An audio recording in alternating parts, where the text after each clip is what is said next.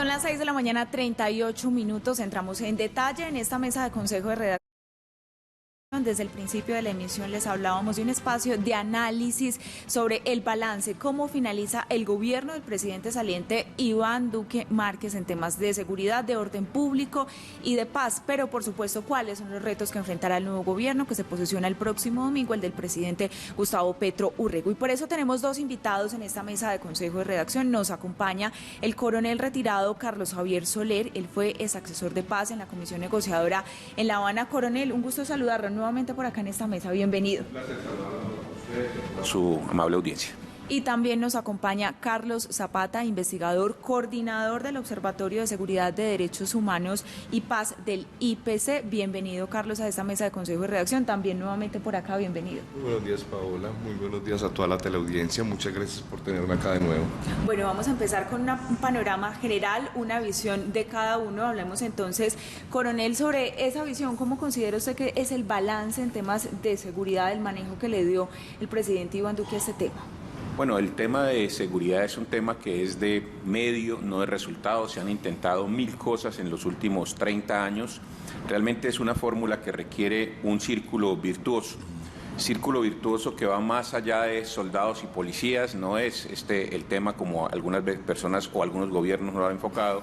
Es un tema más de entender toda la comprensión de las causas que generan la violencia en Colombia. Frente a esto tenemos estudios fuertes del doctor Antanas Mockus, las causas objetivas de lo que generan los conflictos, la conflictividad social, y en este momento, en los últimos 4 años, transversalizado por dos problemas bastante delicados: más de 1.400.000 migrantes venezolanos que ingresaron al país, autorizados por el gobierno nacional, y que nos han generado algún tipo de inconveniente, pequeño porcentaje, pero genera inconveniente. Y también un poco la pandemia que atacó muy fuerte este gobierno, cerró gran cantidad de empresas, generó gran cantidad de desempleo y encerró a la población, generando presiones emocionales y psicológicas que luego generaron lo que se denominó por algunos el estallido social, la explosión social, lo que se generó con la reforma tributaria y todo este inconformismo, pero también todo esto reprimido que generó y atacó fuertemente los esquemas de seguridad, hizo que tocara soltar grandes territorios. Aunado a esto, un tercer problema fue la disminución de más de 45.000 soldados regulares por temas de presupuestales y más de 30.000 miembros de la Policía Nacional en los últimos 30 años que a través de una sentencia ratificada por el Consejo de Estado quedaron fuera de juego. Se jubilaron, accedieron a algo que legalmente tenían derecho y se lo concedió primero un tribunal y luego el Consejo de Estado. Y esto deja desbalanceado las capacidades de porcentaje de miembros de fuerza pública por 100.000 habitantes y creciendo los delitos de macrocriminalidad, obvio, asociado todo, aunque no nos gusta a veces decirlo, unos sí, otros no, al narcotráfico. Uno transpone todas las áreas donde hay grandes cultivos de narcotráfico y es donde se dan grandes masacres, homicidios de miembros de firmantes de la paz, que es un tema delicado en temas de derechos fundamentales, y algunas paquidérmicas reacciones del Estado frente a cárceles, frente a todo lo que altera el tema y de pronto la justicia no con la velocidad que querríamos.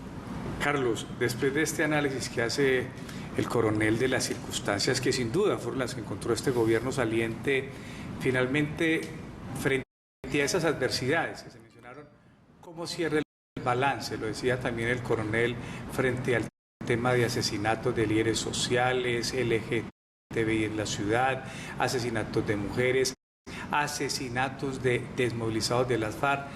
Frente a este tipo de problemas, obstáculos que encontró el presidente, ¿cuál es ese balance final? Pues Juan Carlos, yo realmente considero que el balance es muy negativo porque si nosotros vemos la prensa de ayer, vamos a darnos cuenta que en los titulares encontramos una síntesis de lo que fue este gobierno. 5 personas masacradas en territorio Aguá, en Barbacoas, Nariño, 5 en La Unión. En materia de seguridad, pues miremos que aquí en nuestras carreteras, un atraco masivo en el Cerro Bravo, más de 30 uniformados asesinados, por Dios, en una arremetida de estos grupos delincuenciales contra la fuerza pública. Ahí lo que estamos viendo es que hay un balance muy negativo, o sea, como fue este gobierno, lo va a entregar. Incluso en materia de homicidios, nosotros teníamos más o menos desde 1912 lo que llamaban el bono de la paz, veníamos en una reducción, desde 2013, no teníamos la tasa de homicidio que tenemos hoy, que volvió a subir del 26 por cada 100.000 habitantes, más o menos 13.200 personas fueron asesinadas el año pasado en Colombia y 12.000 en el 2020. Entonces, estamos observando que sí, hay por donde observemos unas cifras negativas. En el tema que mencionaba Juan Carlos no es nada mejor, llevamos cerca de 1.400 defensores, defensoras, líderes, lideresas asesinadas después de la firma del acuerdo. Las masacres no paran.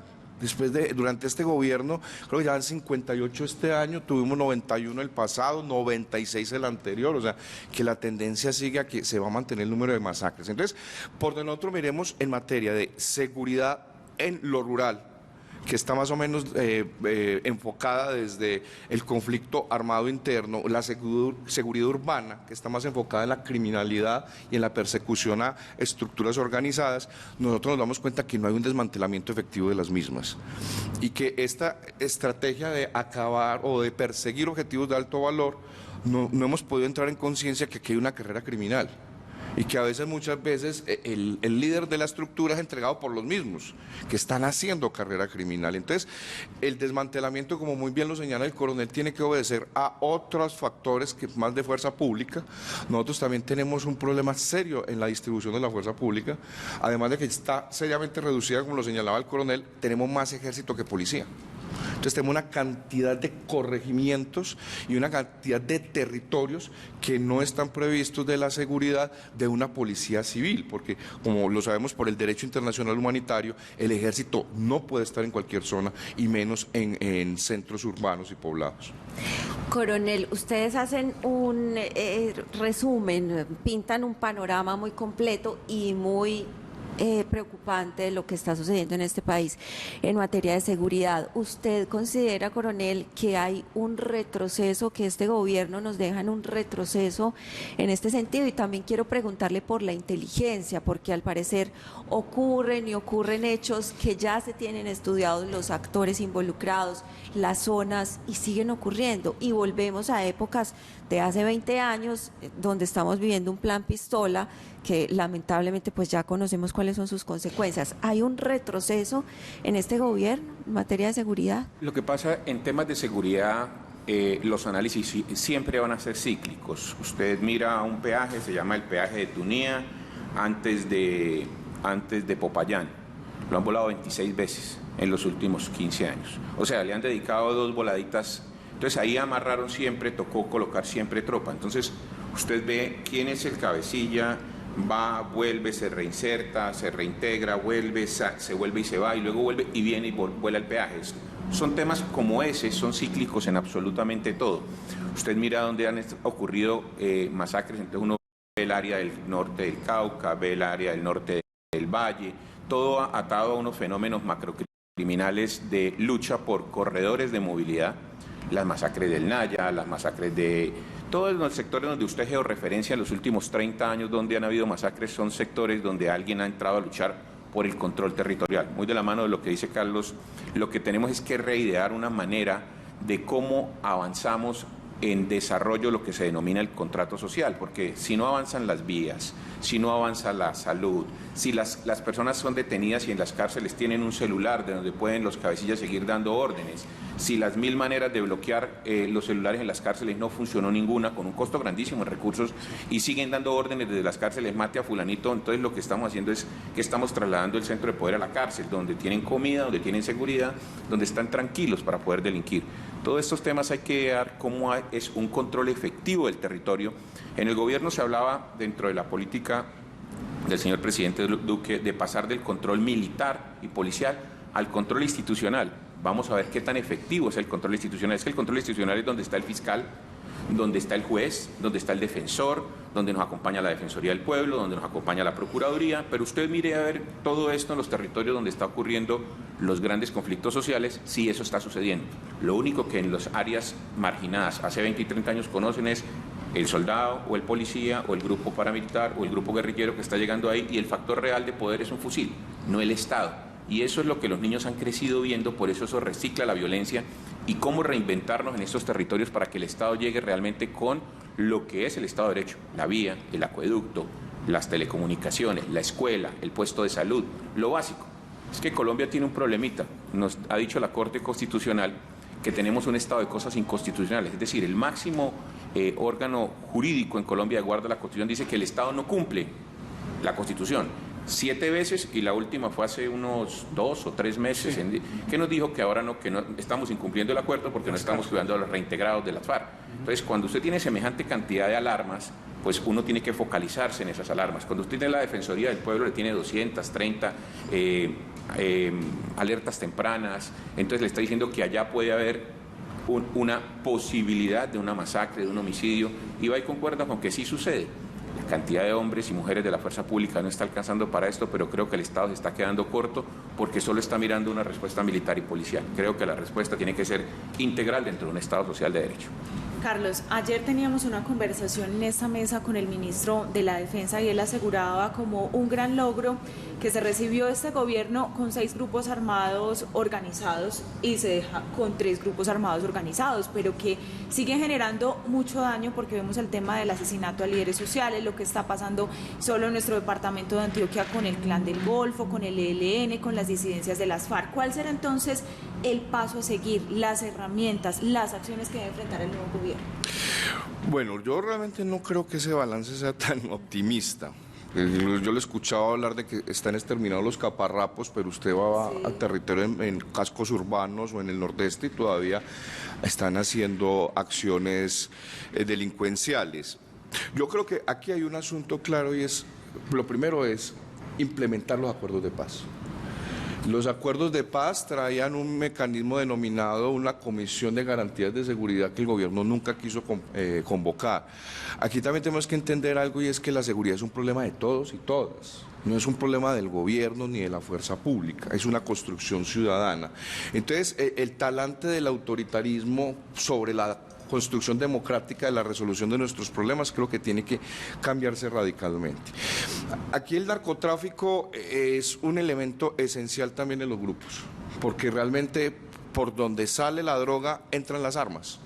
Y hay una relación simbiótica con esto y es muy necesario entonces reformar nuestra política antidrogas, política criminal. Porque es que, bien lo decía el coronel, no podemos simplemente llevar hombres de la fuerza pública a contener situaciones, hombres que no van a quedarse en el territorio, que inmediatamente tendrán que movilizarse a donde el servicio lo demande. Entonces, ahí nosotros no podemos seguir fincando nuestra construcción de seguridad en la fuerza pública. Tenemos nosotros que generar otro tipo de alternativas, como decía muy bien el coronel, que tienen que ver con la inclusión social, pero también por una política criminal que responda a nuestras necesidades.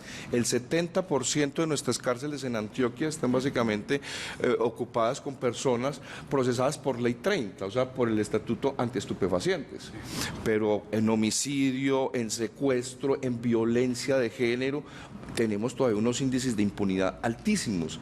Entonces ahí es donde también tenemos que hacernos la pregunta, si la fuerza pública que tenemos, que no es poca, porque es una de las más grandes del continente, el aparato judicial que tenemos, lo vamos a dedicar a perseguir grandes consumidores, ojíbaros, como llaman, de poca monta, o realmente vamos a proteger unos bienes jurídicos más trascendentales. Entonces, mire, cuando estamos hablando de que es un proceso integral, que no solamente se resuelve con fuerza pública, sino que hay que construir una política nueva en materia antidrogas, una política criminal de verdad que responda a nuestras necesidades. Mire cómo tenemos las cárceles llenas, por Dios. La tragedia de Tuluá, casi 50 internos que estaban bajo custodia del Estado. Entonces, este tipo de cosas, como les digo, tenemos que discutirlas y llevarlas a unas políticas integrales mucho más asertivas, pero esta fragmentación de la respuesta del Estado no puede continuar. Coronel, bueno, lo que pasa es que usted que estuvo en estos procesos, porque usted estuvo, de hecho estamos conversando ahorita, usted estuvo aquí en Medellín cuando estaba prestando su servicio, conoce por dentro las instituciones militares. Usted ha prestado un servicio al país en el tema de los acuerdos de paz, estuvo en La Habana. A usted lo llama mañana el presidente y le dice, mire, yo sé que este país en seguridad venimos corchados. Deme 3 recomendaciones que hay que hacer. Y evidentemente eso pasa por lo que decía Carlos hace un momento, el tema de la implementación de los acuerdos de paz. Pero ¿qué recomendaciones en la práctica usted le diría al presidente? Presidente, hay que hacer esto, esto y esto. Yo voy muy de la mano de lo que está diciendo Carlos en el tema de reformular la política criminal. Realmente la política criminal, y uno ve dos discursos en el tema de política criminal. Vamos a Ginebra, Suiza, hace 6 años, presentamos un tema de solución para el tema de cárceles con el ministro de Justicia, con el delegado de Interior, y yo escucho ahí que se dice en representación de Colombia que va a presentarse una política para que las personas que la medida de aseguramiento es la última opción siempre, pero parece que en Colombia la volvimos la primera opción, entonces va para adentro todo el mundo a la cárcel y tenemos las cárceles y las estaciones de policía en Cali, Valle del Cauca, tema que manejo muy bien, con el 1050% de las estaciones de policía y vemos volándose 50, 60 personas generando problemas legales. Entonces, que se va a presentar un proyecto para que eso cambie y lograr hacer una salida de personas de la cárcel de un 40%. Llega uno a Colombia a los 3 días y a los 4 días ve al fiscal general de la Nación del momento presentando un proyecto para volver más punitivo 8 conductas. Entonces uno dice, venga, estamos diciendo internacionalmente una cosa, estamos haciendo otra. Entonces se vuelve más, y ese proyecto pasó. Sí, claro. Lo que hicimos fue que volvimos y llenamos las cárceles. Hay que cambiar el enfoque de la política criminal y debe construirse realmente la cárcel como la última opción, pero no como la última opción para que la persona entre por hurtarse una cadena y salga vuelto una persona con tanta rabia que salga vuelto un asesino porque tiene rabia contra el Estado, porque lo que está sucediendo es eso, la mitad de la pena, los teóricos dicen que es la resocialización, esa resocialización no se está dando en las cárceles, ya los talleres no existen, usted va y mira qué está aprendiendo a hacer, simplemente una persona a que coma y duerme allá y sea maltratada en un espacio vital de 1 metro por 1 metro, muy mal ese tema de cárceles. Lo segundo que habría que replantear es el tema de la lucha contra el narcotráfico. La lucha contra el narcotráfico como tal, como se está dando contra las estructuras, se captura 1, aparecen 3, se capturan 3, aparecen 4. Y los controles de poder que a mí me aterran, en su momento se analiza, cuando uno analiza el tema de Pablo Escobar, del cartel de Medellín, del cartel del Valle, del norte del Valle, se quita una persona que era la figura que controlaba todo y aparecen 50 personas controlando 50 cartelitos con fusiles, pistolas, cualquier cantidad de dinero, y eso genera mucha violencia por la lucha entre ellos. Ese tema de ir por toda la cadena disruptiva está escrito en la política como tenía que llevarse a cabo, pero realmente a veces no es comprensible porque una cosa se está pensando desde el Poder Ejecutivo, otro desde el Legislativo y otro lado el Judicial. Entonces, en la cadena y el trabajo articulado, en esa articulación, creo que el Consejo de Política Criminal tiene que ser muy asertivo también en estos temas de cómo perseguir el dinero. Es que realmente si usted persigue el dinero, ahí golpea. Y el último tema en las reformas que se podrían llegar a hacer es buscar la manera de solucionar, no con un grupo. Realmente el problema de La Habana, el problema del negocio con el ELN, el problema de todos los 16 o 17 acuerdos que hemos hecho de justicia transicional, es que siempre queda un grupo en el territorio. Si no se sacan todos los grupos del territorio, el factor real de poder con armamento va a terminar controlando la renta ilícita y alguien. Usted mira quién fue Otoniel, si usted no tiene que estudiar la historia que era del Ejército Popular de Liberación, hizo su proceso por allá en el 90 y algo con el EPL, entregó su fusil, ahí está la foto, luego pasó a hacer autodefensas, 975 autodefensas, se reinsertó por segunda vez y ahí venía ya corriendo con la tercera reinserción. Entonces uno va a decir, bueno, ¿cuándo le vamos a colocar freno a esto? O el mensaje que le vamos a volver a mandar a la sociedad es un poco lo que me pasó en una zona veredal por allá en el Caquetá, donde llegamos a explicar el acuerdo a la gente de la zona veredal y un campesino de afuera que estaba me dijo, venga coronel, pero es que yo no entiendo, uno tiene que levantarse en armas y coger un fusil para que le den la vía, para que le den eso, porque nosotros llevamos 20 años trabajando la tierra y a nosotros no nos han dicho nada. Nos tocó con el doctor Jaramillo en su momento y los comisionados pensar y repensar cómo llevar bienestar hacia todo lo alrededor de las zonas veredales, porque lo que estaba generando era una tensión entre los campesinos que estaban afuera, que lo único que han hecho tal vez era cultivar coca o no, o cultivar yuca, y los que ellos vieron que llegaron con donde le había mesero que les servía la comida, donde había catering, donde había prebendas y donde había un proceso de acompañamiento internacional. Esos mensajes que se mandan a la comunidad, uno tiene que tener mucho cuidado qué es lo que le está diciendo a los niños, qué le está diciendo a la sociedad, y el Estado es o no es fuerte. Y si el Estado no es fuerte, pues vamos diciéndolo y dónde nos vamos a fortalecer para que al Estado realmente se le tenga por lo menos algún temor de que realmente la cárcel no es para los de Ruana, sino la cárcel es para todo el mundo. 6:58. Un buen día para todos. Cerremos esta conversación con el coronel Soler y con el investigador Zapata, revisando la opinión, la pregunta del día, que precisamente hace un análisis y busca una opinión de parte de nuestras audiencias, de ustedes, para hacer este análisis respecto a la seguridad en el gobierno del presidente Iván Duque. Aquí está la opinión.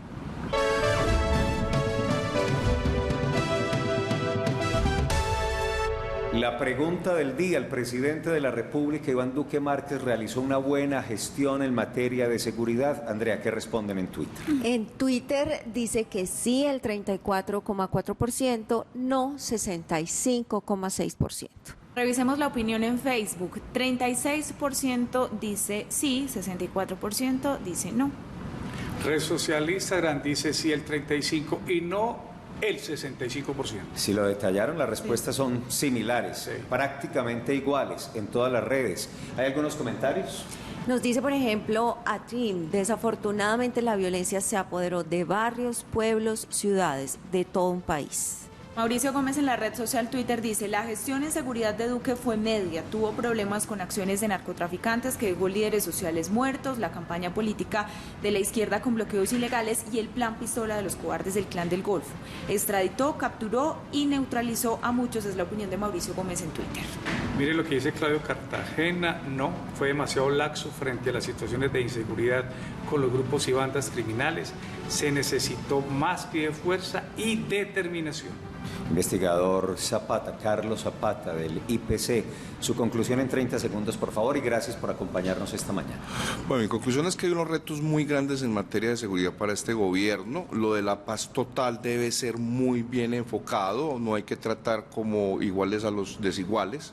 Hay que abrir varios procesos, uno de sometimiento y otros de negociación con los que realmente sean actores armados dentro de un conflicto, y de sometimiento con los que sean estructuras criminales organizadas. Gracias, Carlos. Coronel, su conclusión en 30 segundos, por favor.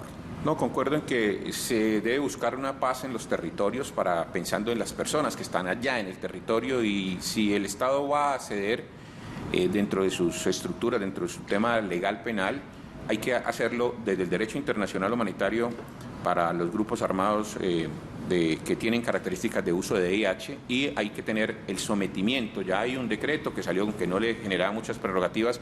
Ese sometimiento de pronto hay que mirarlo cómo se retrabaja y se reprograma. Son dos escenarios, totalmente de acuerdo, y frente a esto hay que ser muy inclusivo. Para que la paz sea arropada por todos, debe tener la representación de todos los partidos políticos, debe tener representación de las organizaciones, debe tener toda la representación de la Fiscalía, que termina siendo un proceso de cesación de noticia criminal, y la visión de los jueces y magistrados de la Corte Constitucional, para que esto no se vuelva una tutela, contra el acuerdo, y creo que siendo incluyentes, inclusivos, se puede generar una acercamiento a un ordenamiento constitucional, que la paz está en la Constitución como un ordenamiento de un derecho de segunda generación. Al coronel Carlos Soler, al investigador Carlos Zapata, gracias por acompañarnos en este análisis de seguridad del gobierno del presidente Iván Duque, que al mismo tiempo representa una proyección hacia lo que constituyen los retos más importantes del gobierno de Gustavo Petro, que inicia este domingo 7 de agosto. La idea es mañana hacer un análisis del orden económico, y el próximo jueves o viernes un análisis en torno a los temas sociales en el gobierno de Duque, y reiteramos que se proyecta como retos para el gobierno de Petro. 7 de la mañana, 2 minutos.